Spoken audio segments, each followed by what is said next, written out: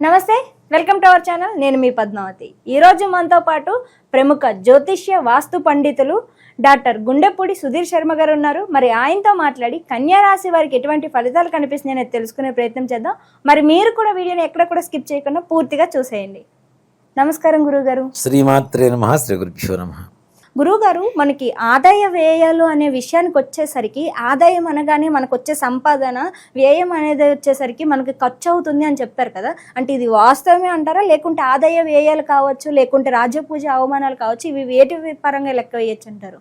నిజంగా చెప్పాలంటే మనం చిన్నప్పటి నుంచి కూడా మెంటల్గా ఫిక్స్ అయిపోయి ఉన్నాను. ఆదాయం అంటే డబ్బు, ఖర్చు, వ్యయం అంటే ఖర్చు అని. ఆదాయ వ్యయాలు అనేటువంటివి మనకి పంచాంగంలో ఇచ్చేటువంటి విధానం ఏమిటి అంటే కేవలం డబ్బు విషయం ఒక్కటి కాదు. ఆర్థికం, ఆరోగ్యం, కుటుంబం, మనశ్శాంతి, విద్య, మనం అనుకునేటువంటి కార్య సంకల్ప విజయం, ఇవన్నీ ఓవరాల్గా కలుపుకుంటే వీటిల్లో ఏ ఒక్కటి లోపించినా మనశ్శాంతి లోపిస్తూ ఉంటుంది. కాబట్టి ఇవన్నీ కలుపుకొని ఆదాయ వ్యయాల రూపంలో చూపిస్తారు. కానీ డబ్బు మాత్రం కాదు, డబ్బు ఒక్కటి మాత్రం కాదు. మనకి ఓవరాల్గా ఈ సంవత్సరం మొత్తం ఉండేటువంటి ఫలితం, మనకు ఉండేటువంటి మనశ్శాంతి, మనకు ఉండేటువంటి కార్య విజయం ఏదైతే ఉందో ఈ ఆదాయ వ్యయాల రూపంలో చెప్తాం. కానీ కేవలం డబ్బు ఒక్కటే ఎంత వస్తుంది, ఎంత ఖర్చు అవుతుంది అనేది మాత్రం పిచ్చి అపోహ అని చెప్తాను నేను. కాబట్టి ఆ విధంగా చూసుకోకండి. తప్పనిసరిగా మనం ఓవరాల్గా జీవితం మొత్తం సంవత్సరం, ఇప్పుడు 1% ఇంట్రెస్ట్ అని చెప్తారు నాన్న, బ్యాంక్ వాళ్ళు చెప్తున్నా. 1% ఏంటంటే ప్రయాణం కదా.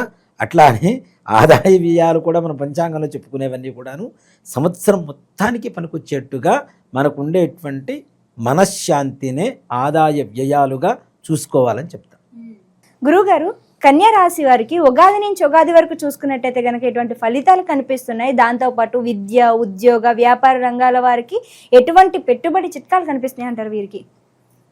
ముఖ్యంగా నాన్న, కన్యా రాశి వారికి 7వ స్థానంలో షష్టగ్రహ కూడమి జరుగుతున్నా, షష్టమ స్థానంలోకి రాబోతున్నటువంటి రాహు, సప్తమ స్థానంలో ఉండేటువంటి శని, దశమ రాజ్యస్థానంలోకి వస్తున్నటువంటి గురువు, అలాగే కొన్ని రోజుల పాటు మిథునంలో, కొన్ని రోజుల పాటు కర్కాటకంలో ఉండేటువంటి కుజగ్రహ ప్రభావం సంపూర్ణంగా వీరికి కొంతవరకు సానుకూలతను ఏర్పరుస్తూ ఉంది.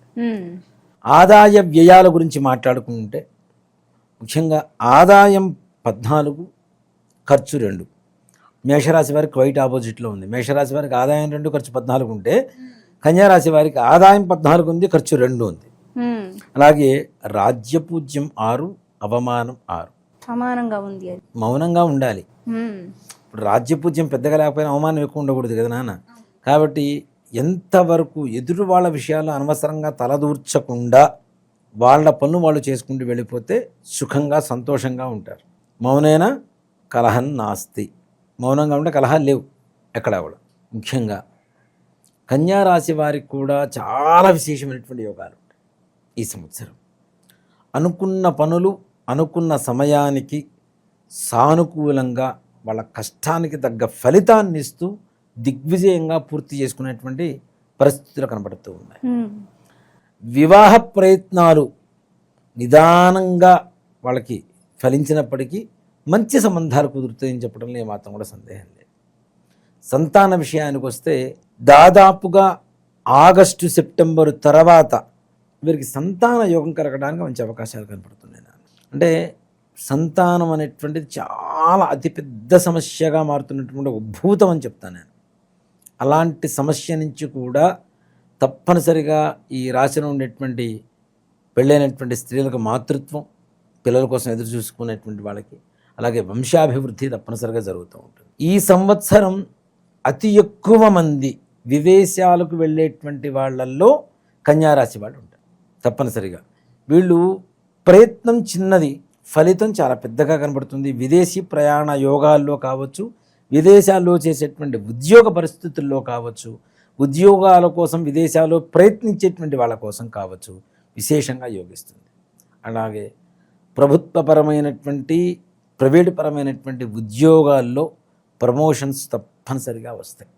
బదిలీలు, ట్రాన్స్ఫర్స్ అనేది చెప్పడం కష్టం, కానీ తప్పనిసరిగా ఇట్లాంటి వీరికి మాత్రం మంచి యోగదాయకంగా ఉంటుంది, ప్రమోషన్స్ వస్తాయి, మంచి జీతాలు పెరుగుతాయి, శత్రువులు కూడా మిత్రులుగా తయారవుతూ ఉంటారు.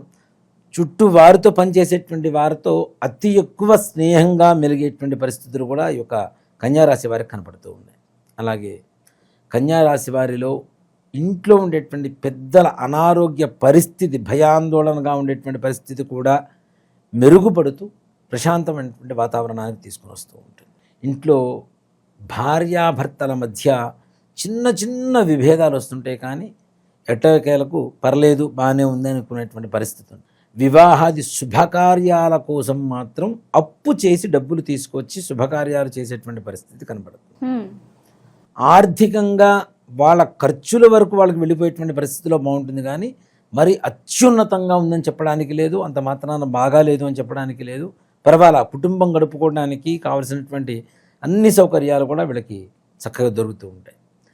అలాగే అప్పు ఇస్తున్నారు కదా అని చెప్పి ఎక్కువ అప్పులు చేసేటువంటి వాళ్ళకి మాత్రం ముందుగా హెచ్చరికగా చెప్తున్నాను, ఈ సంవత్సరంలో తీసుకునేటువంటి అప్పులు అసలు కంటే వడ్డీలు ఎక్కువ కట్టిన తర్వాతనే అప్పులు తీరేటువంటి పరిస్థితి కనపడదు. 100 రూపాయలు 1 లక్ష రూపాయలు తెచ్చుకుంటాను నాన్న, 1 లక్ష రూపాయలకి 2 రూపాయలు వడ్డీ వేసుకున్నాం.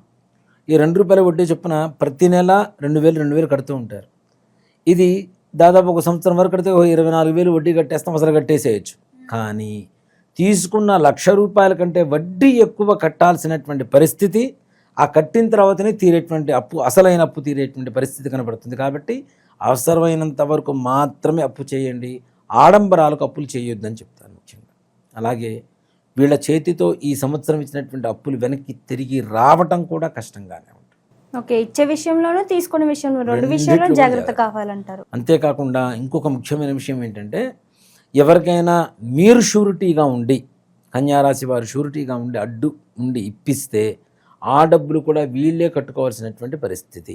తీసుకున్నవాడు కట్టడు, ఎగ్గొట్టి వెళ్ళిపోతాడు, అది కూడా మన మీదే భారం పడుతుంది.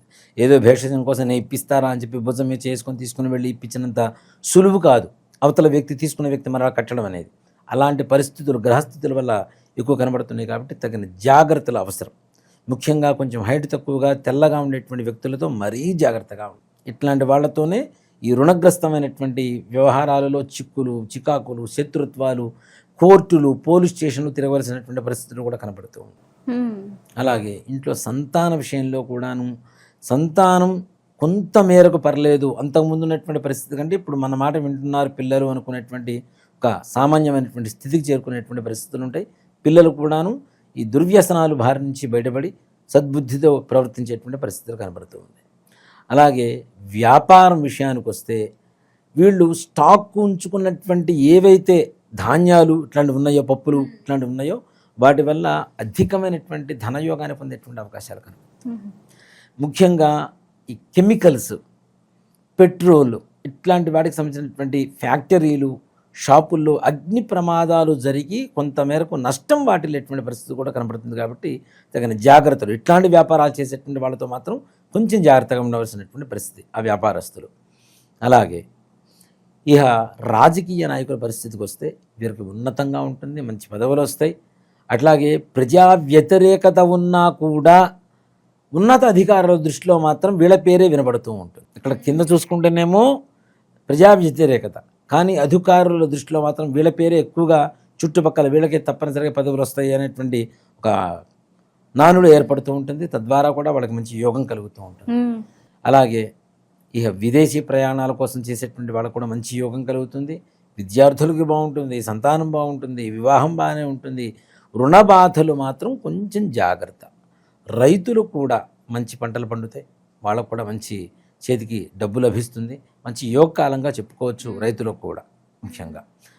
కానీ గురువుగారు, కానీ చూసుకుంటే కనుక ఈ డబ్బు విషయం ఏదైతే ఉందో దాని విషయంలో కాస్త మిశ్రమ ఫలితాలు, కాస్త కష్టకరమైన ఫలితాలు అనుకోవచ్చు వీరికి. మరి వీరంతా కూడా ఎటువంటి పరిహారాలు చేయాలంటారు ఈ లక్ష్మీ విషయంలో మాత్రం? అంటే మనం చెప్పే రెమెడీస్ కూడా చాలా సింపుల్గానే ఉంటాయి, పెద్ద కష్టపడేటి ఖర్చు పెట్టుకునేటువంటి ఇవి కూడా కాదు. మనం కందిపప్పుతో సాంబారుతో అన్నం చేస్తాం, అవునా? సాంబార్ అన్నం చేసి ప్రతి మంగళవారం ముష్టి వాళ్ళకి పంచిపెట్టండి. ఒక 4-5 ప్యాకెట్లు చేసుకోండి, ఒక్కో ప్యాకెట్ ఒక్కొక్కడికి ఇవ్వండి. ఒక 1 రూపీ కాయిన్స్ ఉంటాయి, కాయిన్స్ వాళ్ళ చేతికి ఇచ్చేసి అవి కూడా ఇచ్చేసి, నోట్లు ఎన్నైనా ఇవ్వండి మీ ఇష్టం, కాయిన్స్ మాత్రం ఒకటి ఇచ్చేసి తప్పనిసరిగా సాంబార్ అన్నం వాళ్ళ చేతిలో పెట్టేసి కాళ్ళు కడుక్కొని నవగ్రహాల ప్రదక్షిణాలు చేసుకొని దేవాలయ ప్రదక్షిణాలు చేసుకొని రండి.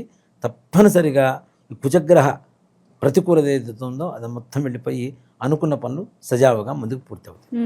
చాలా చక్కగా వివరించారు. అయితే కన్యా రాశి వారికి ఎటువంటి ఫలితాలు ఉండబోతున్నాయో పాటుగా ఎటువంటి పరిహారాలు చేసుకోవాలి, పరిహారం కూడా చాలా సింపుల్గా వివరించారు, ప్రతి ఒక్కరూ చేసుకునే విధంగా. ధన్యవాదాలు గురుగారు. శ్రీమాత్రే నమః. శ్రీ గురుభ్యో నమః.